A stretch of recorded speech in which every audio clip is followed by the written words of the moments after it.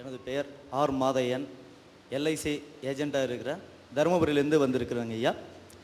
இந்த மானுட வசந்தன்ற பேரில் இந்த வசந்த நிகழ்ச்சியை நடத்தி கொண்டு இருக்கிற ஐயாவுக்கு நீண்ட ஆயுள தரணும்னு இறைவனை பிரார்த்திக்கிறேன். ஏன்னா மனித ஆயுளை வசந்தத்தின் மூலமாக வளர்க்கலாம் அப்படின்ற ஒரு கேள்வி பதில் நிகழ்ச்சி நடத்திக்கிட்டு இருக்கிறீங்க. வெல்கம். என்னுடைய கேள்விக்கு முன்னால் இந்த இஸ்லாம் பற்றி பேசணும் அப்படின்னாக்கா, ஒரு மனுஷனுக்கு அகம்புறம் அப்படின்னு இருக்கு. உடம்பும் உள்ளமும் தூய்மையாக இருக்கிற ஒரே மதம் அப்படின்னு பார்த்தா இஸ்லாம் மதம் மிக அருமையாக சொல்லியிருக்கு. இறப்புக்கு பின்னாலேயும் உடம்பை தூய்மையாக வச்சிருக்கு. ஆகையினால மீண்டும் நன்றியை சொல்லி எனது கேள்வியை துவக்க விரும்புகிறேன். ஐயா, மனிதனுக்கு எதிரி உண்டு, அதே போல் விலங்கிற்கும் எதிரிகள் உண்டு. கடவுளுக்கு ஏன் எதிரி? அந்த எதிரியை ஏன் கடவுள் படைக்கணும்? அப்படியே படைச்சிருந்தா அந்த எதிரியை மன்னிச்சு ஏன் நண்பனாக ஏற்றுக்கொள்ளக்கூடாது? கடவுள் எதிரி யார்? சைத்தான். கடவுளுடைய எதிரி சைத்தான். சைத்தானை கடவுள் ஏன் படைச்சான்னு கேட்குறீங்களா? ஆமாங்க. அவனை ஏன் அழிச்சிருக்கக்கூடாது? அழிச்சிருக்கக்கூடாது.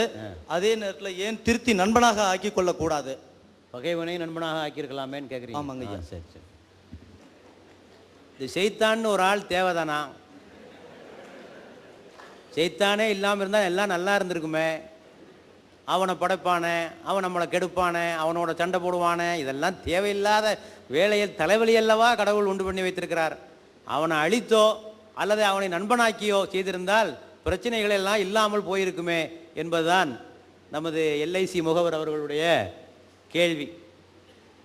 இப்போ முதலாவது சைத்தான் பிறந்த கதையை கொஞ்சம் தெரிஞ்சுக்கிட்டாதான், வரலாறு தெரிஞ்சுக்கிட்டாதான் இதை பற்றி சில விளக்கங்கள் சொல்ல முடியும். மனித இனம் படைப்பதற்கு முன்னரே இறைவன் ஜின் என்ற ஒரு இனத்தை படைத்திருந்தான். கண்ணுக்கு தெரியாத ஒரு இனம், ஜின் என்ற இனம்.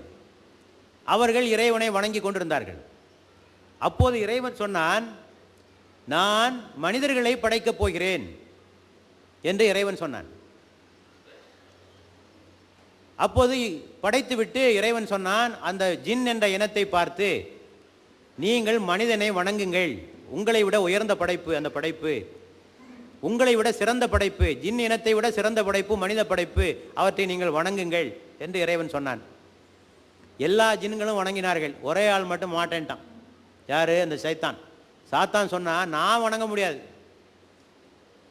நான் நெருப்பினால் படைக்கப்பட்டவன், மனிதன் மண்ணால் படைக்கப்பட்டவன், நெருப்பினால் படைக்கப்பட்ட நான் மண்ணால் படைக்கப்பட்ட மனிதனுக்கு நான் அடிபணிய மாட்டேன் என்று இறைவனுக்கு எதிராக கலகம் புரிந்தான்.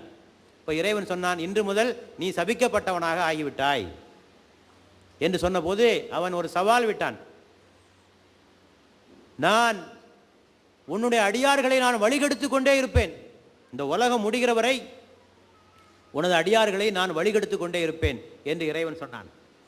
முதல் கைவரிசையை யார்கிட்ட காட்டினான்னா ஆதாம் ஏவாள் கிட்ட காட்டினான். அவர்கள் இருவரும் ஒரு மரத்தின் பக்கமாக செல்லக்கூடாது என்று இறைவன் தடை விதித்திருந்தான். ஆனால் இந்த சைத்தான் அவர்களுக்கு ஆசை காட்டி அந்த மரத்தை நெருங்கச் செய்தான். இறைவன் தண்டனை கொடுத்து ஆதாமையும் ஏவாளையும் சுவனத்திலிருந்து பூமிக்கு இறக்கிவிட்டான் என்று இந்த நிகழ்வு. இதுதான் சைத்தான் பிறந்த நிகழ்ச்சி வரலாறு, குர்ஆனில் சொல்லப்பட்டிருக்கிற வரலாறு.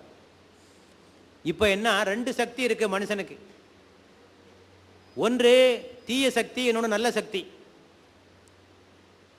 மனிதனை இறைவன் சொல்லுகிறான், என்னுடைய ஆவியை ஊதி நான் படைத்தேன், என்னுடைய ஆவியை ஊதி நான் மனிதனை படைத்தேன் என்று இறைவன் சொல்லுகிறான்.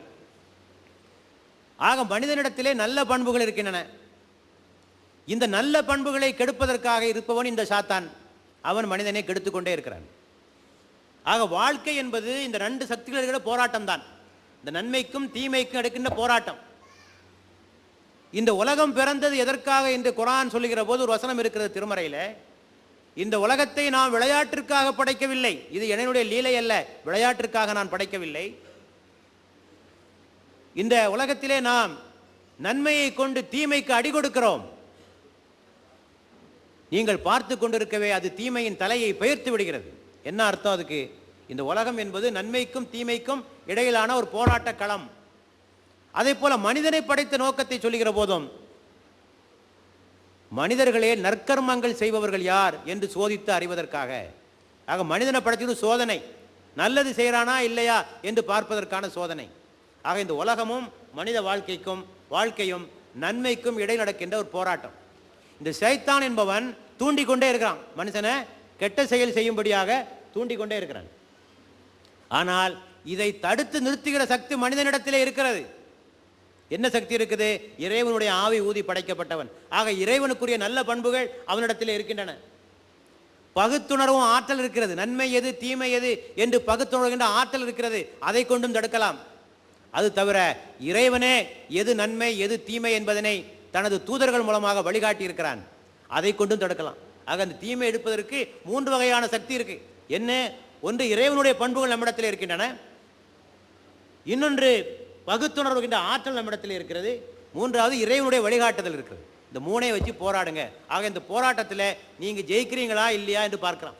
அந்த ஜெயிக்கிறீர்களா தோல்வியடைகிறீர்களா என்பதன் அடிப்படையில் மறுமையிலே உங்களுக்கு கூலி வழங்கப்படும். ஆக இது ஒரு தடகள போட்டி மாதிரி. ஒரு தடகள போட்டியில தடைகளை ஏற்படுத்துவார்கள் நீங்க ஜெயிக்கிறீங்களா என்று பார்ப்பதற்கு. அதே போல ஷைத்தான் என்பதும் தடகள போட்டியிலே உள்ள ஒரு தடை. நீங்க உங்களுடைய முன்னேற்றத்திற்கு அவன் தடையாக அமைத்திருக்கிறான். ஆக இது இறைவனுடைய ஏற்பாடு, வேற ஒன்றும் அல்ல. நீங்கள் இந்த போராட்டத்திலே போட்டிவிட்டு நீங்கள் ஜெயிக்க வேண்டும். உங்களை அப்படியே நல்லவர்களாக வைத்து விட்டால் உங்களிடத்திலே சோதிப்பதற்கு என்ன இருக்கிறது? ஆக இந்த நன்மைக்கும் தீமைக்கும் நடக்கின்ற இந்த போராட்டத்தில் நீங்கள் வெற்றி பெற வேண்டும். ஆகவே இந்த தீய சக்தியை நீங்கள் வெற்றி பெற வேண்டும் என்பதற்காக இறைவனுடைய ஏற்பாட்டில் தான் இந்த சைத்தானை இறைவன் விட்டு வைத்திருக்கிறான். கடவுள் வந்து தடகள போட்டி மாதிரி நமக்கு இந்த சைத்தானை வச்சிருக்கிறது அப்படி சொல்கிறாரு. இந்த மனுஷன் வந்து பிறந்ததுலேருந்து இறக்குற வரைக்கும் வறுமை, பணம், புகழ், ஆசை, இந்த 3ன்ற ஒரு பொருள்லேயே வந்து அவன் உழன்று வரத்துக்கே பெரிய சமாச்சாரமாக இருக்குது. அதை தாண்டி இருக்கிற பிரச்சனை தான் வந்து சைத்தான் பிரச்சனை. அந்த பிரச்சனையை வந்து சால்வ் பண்ணுறதுக்கு இந்த பரிசோதனை ரொம்ப ஜாஸ்தி. அதாவது சைத்தான் என்பது ஒவ்வொரு கட்டத்திலும் வருவான். இப்போ வந்து நீங்கள் பொருளீட்டுறீங்க. பொருளீட்டுகிற போது ஒரு அரசு அதிகாரியாக இருக்கிறீங்க வைத்துக்கொள்ளுங்கள். சைத்தான் வந்து உங்களை தூண்டுவான். இப்படிலாம் சம்பாதி, லஞ்சம் வாங்கு என்று உங்களை தூண்டுவான். ஆக உங்களை ஒவ்வொரு கட்டத்திலையும் வழிகெடுத்து கொண்டே இருப்பான். அந்த சக்தியை தாண்டி நீங்கள் வெற்றி பெற வேண்டும். அதற்காக இறைவன் அதற்குரிய சக்தியை உங்களிடத்திலே கொடுத்திருக்கிறான். ஆக வாழ்க்கையே இந்த போராட்ட களம் தான். நன்மைக்கும் தீமைக்கும் நடக்கின்ற ஒரு போராட்ட களத்தில் நீங்கள் வெற்றி பெறுவதற்கான முயற்சி தான் வாழ்க்கை என்பது.